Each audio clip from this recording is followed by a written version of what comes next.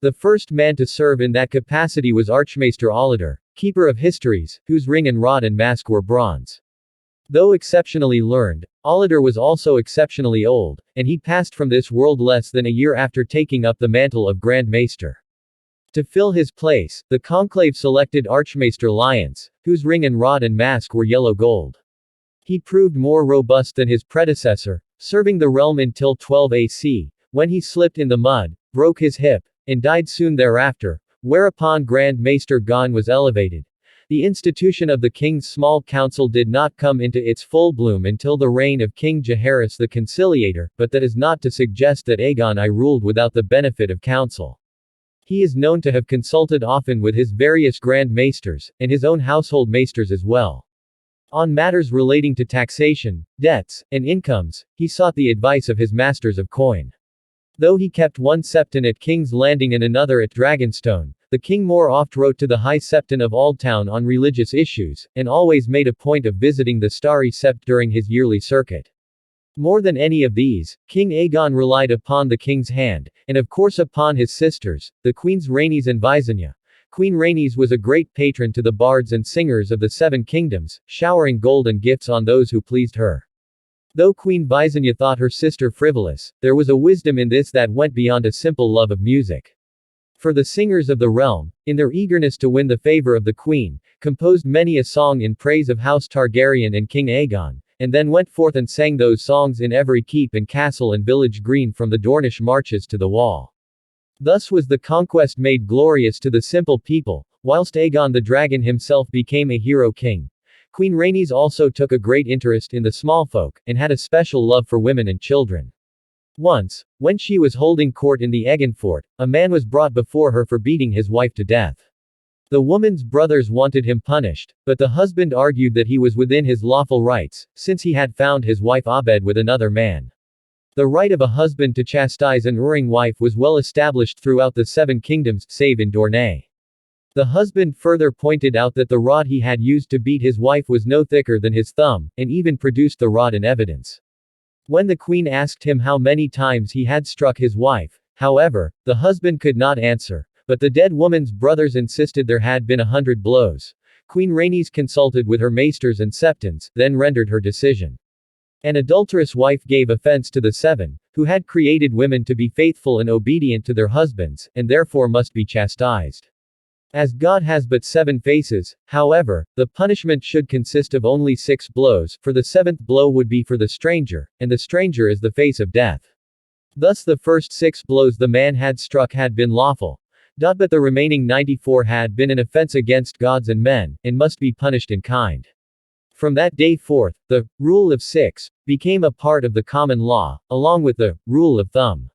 The husband was taken to the foot of the hill of Rhaenys, where he was given 94 blows by the dead woman's brothers, using rods of lawful size. Queen Visenya did not share her sister's love of music and song. She was not without humor, however, and for many years kept her own fool, a hirsute hunchback called Lord Monkeyface, whose antics amused her greatly. When he choked to death on a peach pit, the queen acquired an ape and dressed it in Lord Monkeyface's clothing. The new one is cleverer, she was wont to say. Yet there was darkness in Visenya Targaryen. To most of the world, she presented the grim face of a warrior, stern and unforgiving. Even her beauty had an edge to it, her admirers said. The oldest of the 3 heads of the dragon, Visenya was to outlive both of her siblings, and it was rumored that in her later years, when she could no longer wield a sword, she delved into the dark arts, mixing poisons and casting malign spells. Some even suggest that she might have been a kinslayer and a kingslayer, though no proof has ever been offered to support such calumnies. It would be a cruel irony if true, for in her youth no one did more to protect the king. Visenya twice wielded Dark Sister in Aegon's defense when he was set upon by Dornish cutthroats. Suspicious and ferocious by turns, she trusted no one but her brother. During the Dornish War, she took to wearing a shirt of mail night and day, even under her court clothes, and urged the king to do the same. When Aegon refused, Visenya grew furious. Even with Blackfire in your hand, you are only one man, she told him, and I cannot always be with you.